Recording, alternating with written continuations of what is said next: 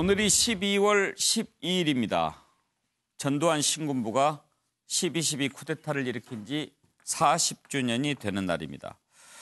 총칼로 정권을 잡은 날, 전두환 씨는 측근들과 고급 식당에서 자축연을 벌였다고 하는데 어떻게 봐야 할까요? 이번에도 이만솔 정의당 부대표, 지난번에 골프장에서 전두환 씨 골프 치는 모습 인터뷰했던 분이죠. 이만솔 정의당 부대표가 그 장면을 담았습니다. 한번 보시죠. 각하께서 임자가 뭐하노? 내가 얘기했지.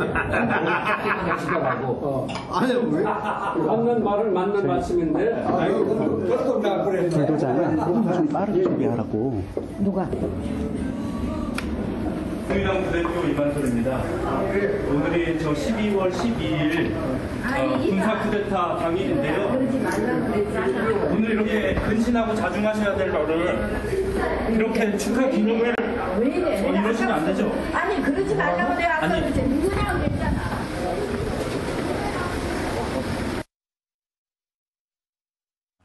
오늘은 전두환을 비롯한 하나회 일당이 12.12 군사 쿠데타를 일으킨 지 정확히 40주년이 되는 날입니다.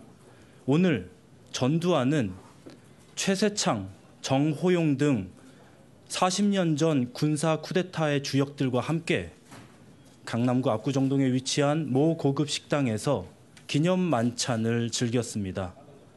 한 사람당 20만 원 상당의 고급 코스 요리를 즐기며 와인잔을 부딪히며 40년 전 오늘을 축하하는 모습을 제가 직접 옆에서 지켜보고 왔습니다. 자숙하고 근신하고 반성해도 모자란데 충격적이고 정말 분노를 금할 수 없는 모습을 생생하게 목격하고 이를 직접 촬영하였습니다. 국민적으로 결코 용서할 수 없는 모습이라고 생각합니다. 김상환 평론가, 저 네. 이만솔 정의당 부대표 대단해요. 어떻게 저 동선을 다 알 수 있나요? 글쎄요. 그 집 밖에서 계속 누군가가 기다리나? 뭐 이런 생각이 24시간 드는데. 지키고 있나 봐요. 네, 그렇지 않고서는 지난번에 골프장이고 그러니까요. 이번에는 쉽지 뭐 식당에서 않은데. 밥 먹는 것까지 웬만한 기자보다 낫습니다. 정말 열의와 예. 이런 것들이 정말 대단하다 이런 생각이 드는데요. 그런데 전두환 씨 일당은 12월 12일을 축하하는 기념일로 정했나 봐죠? 그러니까 그들에게는 축하할 일인 모양입니다. 온 국민에게는 경악할 일이 될 수 있는데.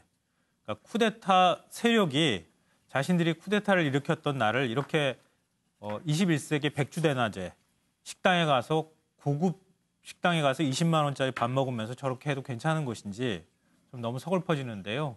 흔히 이럴 때 우리가 그렇게 얘기하지 않습니까? 역사를 거꾸로 세웠다고. 제가 지금 판넬에도 그렇게 써놨어요, 일부러. 12.12를 뉘어놓아서 옆으로 쓴 게 아니라 지금 예. 위로 이렇게 써놨습니다. 역사를 거꾸로 지금 쓰고 있다. 저들은. 그러니까 역사의 심판이 얼마나 중요한지를 다시 한번 보여주는 사건이다. 이렇게 생각하고요. 그러니까 이 대통령 사면권이 남발돼서는 안 된다고 하는 것, 이걸 또 한 번 더 보여주는 일이라고 생각합니다. 저들에게는 축하할 수 있는 일이겠지만 아직도 5.18 민주화운동 피해자 이런 분들은 아직도 고통받고 눈물을 흘리고 있다는 사실. 그들은 외면하고 있지만 우리는 기억해야 되지 않을까 싶습니다. 최수영 교수, 네. 저 모습 어떻게 보십니까? 저는 순간적으로 전두환 전 대통령이 진짜 알츠하이머 환자가 아닐까 생각합니다. 어떻게 정말 전화를 기억을 못했을까요? 했다면 밥을 먹으면 안 되죠. 여러 사람 입장에서는 기념할 날이니까 밥을 먹었다고 얘기하지만 지금 본인이 쭉 이런 상황들을 인식하고 있다면 저 날에는 정말 집안에 있었어야 한다는 게 좀 맞다고 생각을 합니다. 그런데 전날 밥을 먹었다? 저는 그래서 정말 알츠하이머 환자라고 저는 생각이 됩니다. 최수영 교수 쓴 책에 보면 그런 글이 속담 있죠. 눈물은 내려가도 숟가락은 올라간다. 배가 고파서 가는 건 아닌 것 같은데요. 서정욱 변호사, 피로 쓴 역사 얘기하시려고 합니까? 아니, 제가 전두환 대통령의 그 행위는 두 가지로 나누어 봐야 됩니다. 네. 두 가지로. 제가 이제 그 앞에 쓴 거는 루소 이야기를 가져왔는데요. 루소가 이제 뭐라 했냐면 역사적인 진실에는 나의 진실과 너의 진실, 그리고 이제 객관적인 진실 그 자체 세 가지가 혼재되어 다투고 있다. 따라서 저는요, 예를 들어 이제 전두환 대통령이 발포 명령을 내리냐 안 내리냐 이런 거는 이게 다툴 수 있다 봐요. 왜? 나의 진실이 있고 너의 진실이 있고 진실 그 자체가 있으니 전두환 대통령에게 나 발포 명령한 적 없다. 이렇게 다투는까지는 이해가 돼요. 저는 그걸 안 믿지만 저는 이 전두환 대통령의 여러 정황을 보면 발포 명령 내렸다 보거든요. 근데 문제는 그게 아니고 29만 원이나 알츠하이머 있죠. 이게 문제예요. 이거는 정말 이게 국민을 우롱하는 또 다른 범죄입니다. 예를 들어 이게 본인이 법정에 가서 나 발포한 적 없다. 다투야죠. 그리고 이게 사법부의 판단을 받아야죠. 그리고 이게 잘못했으면 처벌돼야죠. 이게 법이에요.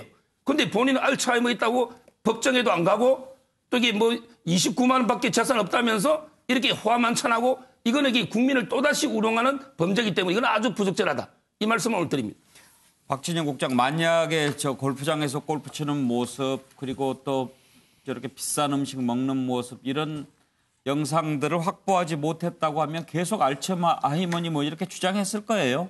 그렇죠. 이만솔 그 부대표님께 참 고맙다라는 말씀을 드리고 싶은 게 네. 저희나 제 5.18 우리 피해자들이 못하는 일을 저렇게 끈질기게 해주시니까 너무 고맙다는 생각이 들고요.